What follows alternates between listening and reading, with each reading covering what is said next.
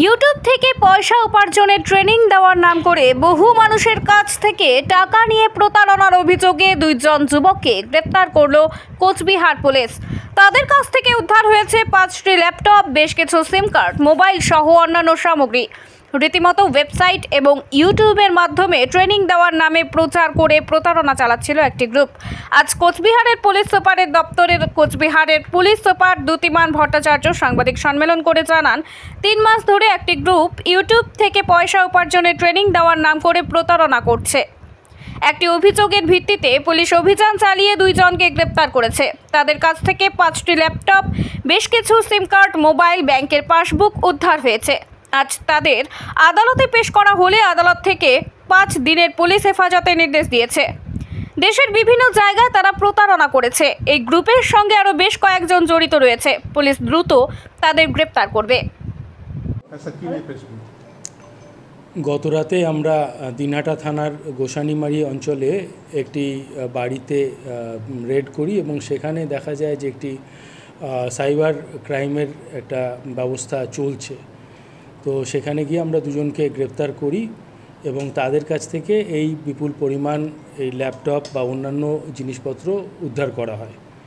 যেটা জানা যায় যে তারা একটি ভুয়ো ওয়েবসাইটের মতো চালাচ্ছিল, যাতে মানুষকে শিক্ষাদান, বিভিন্ন ধরনের ইউটিউব ম্যানেজমেন্ট ইত্যাদি শেখাবার একটা বন্দোবস্ত করেছিল।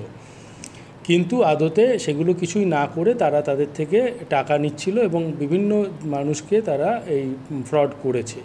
তার মধ্যে আমরা যেটা সাইবার ক্রাইম পোর্টালে পাচ্ছি যে এটা দেশের বিভিন্ন জায়গাতেই তারা এই ক্রাইমটা করেছে এবং বিভিন্ন জায়গায় মানুষকে এইভাবে ঠকাচ্ছিল। এই ইউটিউব একটা ভিডিও করে তাদেরকে ছেড়ে তাদেরকে ট্রেনিং দেবে ইত্যাদি বলে ঠকাচ্ছিল। যেরকমভাবে আমরা বিভিন্ন জায়গায় কমপ্লেন্টে পাচ্ছি যে হি suppose to teach me something but now he is not responding and he is a fraud person, I lost my এত টাকা। এইভাবে সাইবার অপরাধের আমরা একটা উদ্ধার করতে পেরেছি যে এরকম একটা ব্যবস্থা এখানে চলছিল। তো 2 জনকে আমরা গ্রেপ্তার করেছি, এর সাথে আরও কয়েকজন জড়িত আছে, তাদেরকেও অচিরেই আমরা গ্রেপ্তার করব। স্যার, এটা কী করে এই চক্রটা চালাচ্ছিল, মানে এটা ফাঁদটা কী করে তৈরি করছিল, যদি একটু বিস্তারিত? এটাই বললাম, এখন তদন্তের সাথে এর চেয়ে বেশি বিস্তারিত বলা যাবে না। যেটা বললাম আগে যে তারা একটি ইউটিউব চ্যানেল করেছিল এবং একটি হোয়াটসঅ্যাপ গ্রুপ করেছিল, যার মাধ্যমে তারা কিছু টেকনিক্যালিটি শেখাবে বলে, ইউটিউবের মাধ্যমে কীভাবে পয়সা রোজগার করা যায় ইত্যাদি শেখাবে বলে, তারা ট্রেনিং দেবে বলে একটা সাইট চালাচ্ছিল। কিন্তু আদতে কোনো ট্রেনিং তারা দিচ্ছিল না, তারা বিভিন্ন লোকের থেকে টাকা পয়সা তুলছিল এবং একটা টাকা তোলার যে অ্যাকাউন্ট, সেই অ্যাকাউন্টকেও আমরা পেয়েছি, সেই অ্যাকাউন্টও সিজ করা হবে। সেখান থেকে বিভিন্ন মানুষের থেকে পাওয়া টাকা ওখান থেকে তোলা হয়েছে। কত টাকা এরকম তুলেছে বা কিছু অ্যামাউন্ট জানা গিয়েছে? অ্যামাউন্ট এখনই বলা যাচ্ছে না, কিন্তু একজন ব্যক্তির থেকে আমরা যেটা কমপ্লেন পেয়েছি তার থেকে প্রায় 1,75,000 টাকার মতো তারা তুলেছে। তো এইরকমভাবে বিভিন্ন দেশের বিভিন্ন জায়গায় যদি করে থাকে, টাকার পরিমাণটা নিশ্চয়ই একটা বড় অ্যামাউন্ট হবে। একই জায়গায় বসে ওরা মাস 3 ধরে এই কারবারটা চালাচ্ছিল। একটা বাড়ির ওপরে দোতলায় তারা ঘর করে, সেই ঘরে এসির ব্যবস্থা করে এরকম ল্যাপটপ ইত্যাদি নিয়ে এই ব্যবস্থা চালাচ্ছিল। কতগুলো মামলা দায়ের হয়েছে এদের নামে, কোন কোন থানায়? একটাই মামলা হয়েছে, আমরা সাইবার থানাতে আমরা মামলা করে তাদেরকে এইটা তদন্ত করছি এবং তাদেরকে আমরা রিমান্ডে নিয়েছি। আরও তাদের জিজ্ঞাসাবাদ করা হবে। এই ব্যবসা কি ভিন রাজ্যেও ছড়িয়ে গিয়েছে?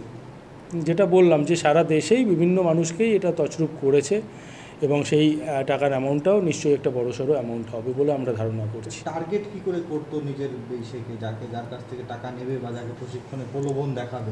এটা ইউটিউবে একটা চ্যানেল করেছিল তারা, তাতে মানুষরা যারা ওইখানে সার্চ করছে তারা ওইখানে যাচ্ছে। তো সেখান থেকে তাদেরকে এবার বলা হচ্ছে আপনারা হোয়াটসঅ্যাপে যোগাযোগ করুন, বা এইভাবে করা হচ্ছে। কী ধরনের প্রশিক্ষণ দেবে বলছিল? ওই প্রশিক্ষণ কীভাবে পয়সা রোজগার করা যায়, ইউটিউবে কিভাবে রোজগার করা যায় ইত্যাদি। কোনো কল সেন্টারও বোঝানো হচ্ছে, মানে ফোন করেও কি তারা মোটিভেট করতো বা ইসে করতো টাকা পয়সা দেওয়ার লেনদেনের জন্য? এগুলো এখন সবই তদন্ত সাপেক্ষ, এর বেশি আর বলা যাবে না। মোটামুটি কতদিন ধরে করছিল এরা? 3 মাস বললাম তো। স্যার কি কি পাওয়া গেছে বাজেয়াপ্ত ওদের কাছ থেকে কি কি যদি একটু হয়েছে? বলতেন? এই 5টা ল্যাপটপ পাওয়া গেছে, বিভিন্ন সিম কার্ড পাওয়া গেছে, বিভিন্ন অ্যাকাউন্ট ডিটেলস পাওয়া গেছে, একটা পুরো জিও ফাইবারের সেট পাওয়া গেছে, এইগুলো সব রয়েছে তাদের কাছে। স্যার যারা যুক্ত রয়েছে তাদের ব্যাকগ্রাউন্ড কিছু যদি বলতে পারেন, মানে তারা কোথা থেকে এসেছে, কি বিলং করে? এরা সবাই ওই অঞ্চলেরই বাসিন্দা, এটুকু বলতে পারি। স্যার নামটা একটু জানেন বলেন? যারা ধরা পড়েছে তাদের একজনের নাম রাজেশ রায়, আর একজনের নাম হচ্ছে সুজন মণ্ডল, কিরকম বয়স হবে? বয়স 23-24।